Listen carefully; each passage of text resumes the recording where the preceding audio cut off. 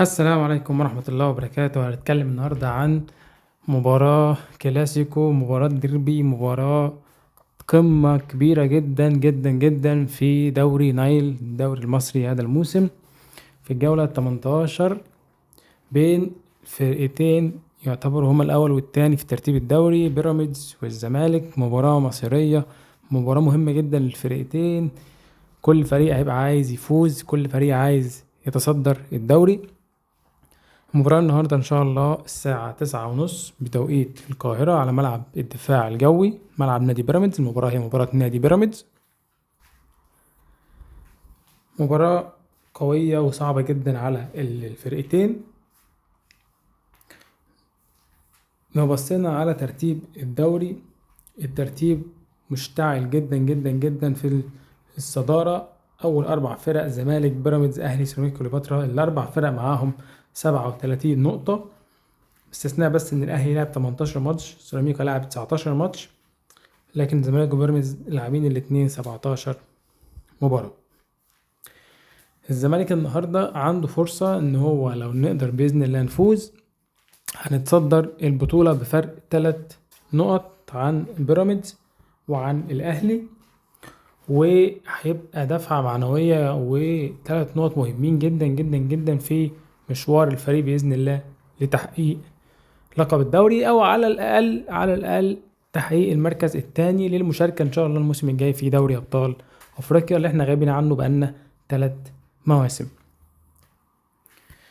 تشكيل نادي الزمالك النهاردة المتوقع: حراسة المرمى مهدي سليمان اللي بيكمل في غياب صبحي وعواد. خط الظهر من ناحية الشمال بيكمل في مكانه محمود بن تايج. الاتنين المساكين حسام عبد المجيد ومحمد اسماعيل اللي اخذ مكان الونش بعد اصابة الونش. وباك يمين محمد ابراهيم في وسط اصابة عمر جابر. نص الملعب محمد شحاتة ومحمد السيد وعبد الله السعيد. كان في كلام ان ممكن محمد السيد هو اللي ياخد مكان عبد الله السعيد واحمد ربيع هو اللي يبقى موجود جنب محمد شحاتة.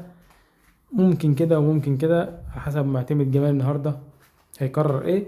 وقدام اخوان بيتزيرا وناصر منسي لا غنى عنه مع وجود عدي الدباغ. اما تشكيل نادي بيراميدز النهارده في حراسة المرمى بنسبة كبيرة هيبقى ده التشكيل المتوقع: محمد الشناوي، باك يمين محمد الشيبي، باك شمال كريم حافظ، اتنين مساكين احمد سامي ومحمود مرعي. في نص الملعب مهند لاشين وحامد حمدان ووليد الكارتي. نص ملعب قوي جدا جدا جدا يا جماعه. سكواد فريق بيراميدز، انا شفت القائمه بتاعت الماتش، السكواد قوي وتقيل جدا جدا جدا. اللعيبه اللي هي موجوده على الدكه بسهوله جدا جدا جدا تقدر ان هي تبقى اساسيه في الاهلي والزمالك بسهوله قوي. اللعيبه اللي هي الدكه اللي على بيراميدز يبقوا اساسيين في الاهلي وفي الزمالك. لعيبه تقيله جدا، سكواد تقيل جدا. عندهم فريقين، نص الملعب مهند لاشين حامد حمدان وليد الكارتي، وقدام مصطفى زيكو محمود زلاكا وفيستون مايلي. طبعا على الدكه بقى حدث ولا حرج، عندك بقى مصطفى فتحي، عندك اللعيب الاردني عود الفخوري، عندك في نص الملعب لعيبه كتير جدا، قطه، وفي لعيبه كتير جدا يعني من كترهم انا هنساهم. ففريق قوي وسكواد قوي ومعاه مدرب مجنون واقف على الخط. مباراة صعبة جدا جدا جدا.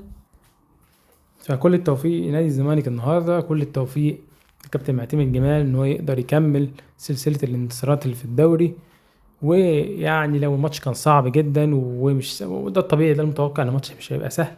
خصوصا كمان نقطة مهمة جدا هيفتقدها الزمالك النهاردة هو عدم وجود الوايت نايتس اللي بيمتنعوا دايما عن حضور الماتشات اللي بتلعب في ملعب برج العرب.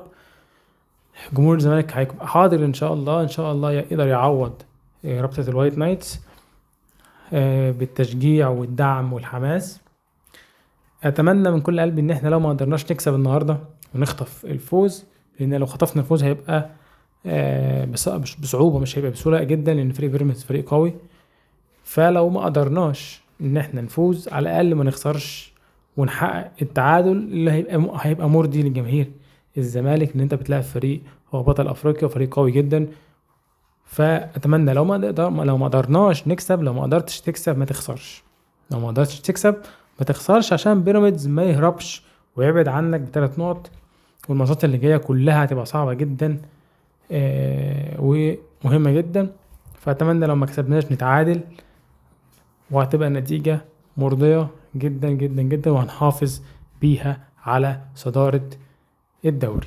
كل التوفيق لكابتن معتمد جمال، كل التوفيق للعيبه، ان شاء الله باذن الله هنكسب، ان شاء الله باذن الله هنحقق نتيجه كويسه ومباراه كويسه باذن الله.